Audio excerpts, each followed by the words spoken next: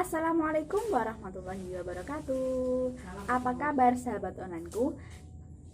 Tentunya baik kan? Harus baik dong. Nah, untuk pembelajaran kali ini kita akan membahas materi IPA mengenai materi dalam kehidupan sehari-hari berdasarkan komponen penyusunnya. Apa saja itu? Zat tunggal dan zat campuran. Apa sih tujuan pembelajaran kali ini?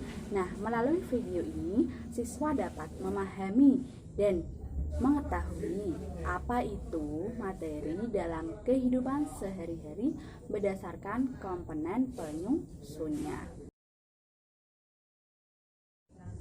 Apakah kalian sudah mengetahui apa itu materi? Kalau belum, kakak kasih tahu ya, apa itu materi? Materi adalah segala sesuatu hal yang menempati ruang dan memiliki massa.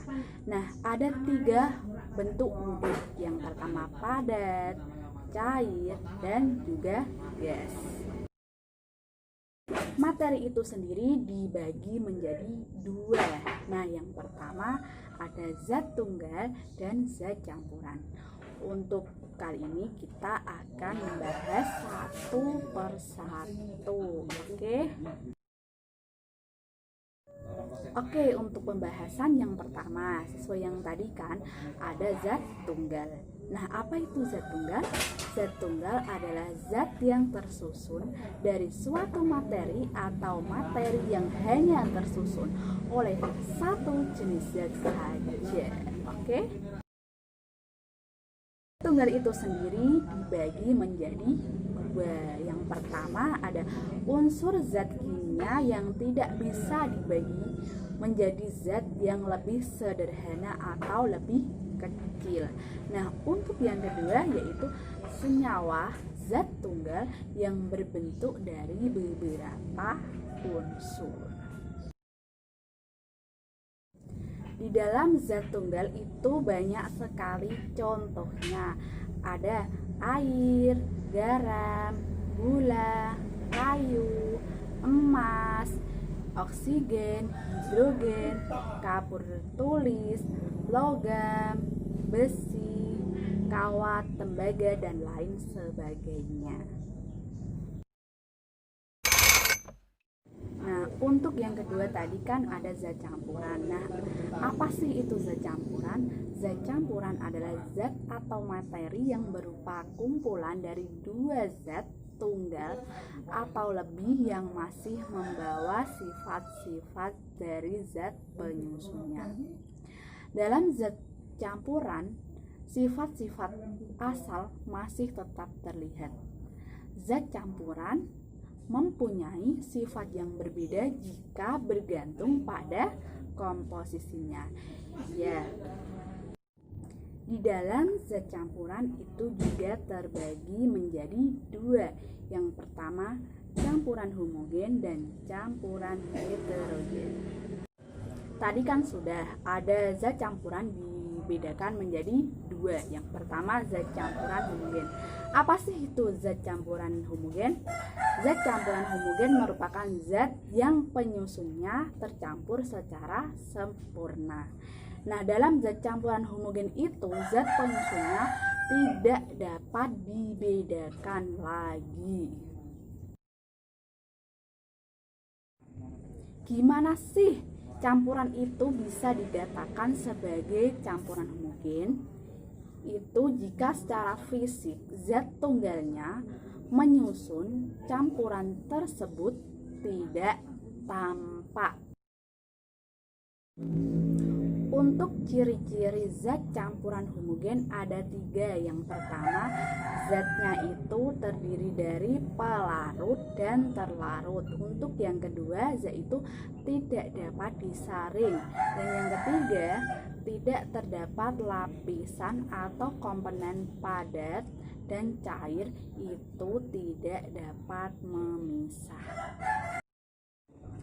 Untuk contoh dari campuran zat homogen ada banyak sekali. Yang pertama ada udara. Nah, udara itu yang kita hirup mengandung gas nitrogen, oksigen, karbon dioksida, dan uap air. Untuk contoh yang kedua yaitu sirup. Sirup itu merupakan campuran dari air putih, gula, sari buah asli, atau perasa buah, dan pewarna makanan. Untuk contoh yang ketiga yaitu air garam. Nah, air garam yang kita gunakan untuk merendam merupakan campuran air dan garam dapur. Keempat, ada perunggu. Perunggu merupakan logam yang terdiri dari campuran antara tembaga dan timah. Untuk contoh yang kelima ada baja. Baja merupakan campuran dari karbon dan besi. Untuk contoh yang keenam ada gas LPG. Gas LPG yang kita gunakan sebagai kegiatan sehari-hari itu merupakan campuran dari beberapa jenis zat. Zat campuran yang kedua ada zat campuran hidrogen. Apa sih itu zat campuran hidrogen? Zat campuran hidrogen merupakan campuran dua zat atau lebih yang mana zat penyusunnya tidak tercampur secara sempurna. Yang artinya itu kemungkinan masih ada endapan-endapan yang penyusunnya yang tersisa di dalamnya. Pada campuran heterogen, zat penyusunnya ini masih bisa dibedakan, tidak seperti zat yang homogen. Untuk ciri-ciri zat heterogen ada 4. Yang pertama, campuran memiliki 2 fase. Yang kedua, ada sifat-sifat yang tidak seragam. Yang ketiga, itu dapat disaring, kebalikannya dari zat homogen. Untuk yang keempat, yaitu memisah jika didiamkan. Nah, untuk contoh dari campuran hidrogen itu ada air kopi. Air kopi itu merupakan campuran air dengan kopi. Nah, ini kan bisa mengendap. Nah, untuk yang kedua ada adonan tepung, merupakan campuran air dengan tepung. Tepung itu ada tepung beras, ada tepung terigu. Terus contohnya lagi ada campuran air dengan pasir, terus campuran air dengan tanah. Nah, itu kalau didiamkan itu bisa mengendap. Nah, apakah kalian sudah paham semua? Harus paham dong, dan tentunya harus belajar. Setelah kalian mempelajari materi mengenai materi dalam kehidupan sehari-hari berdasarkan zat penyusunnya ada apa aja tadi?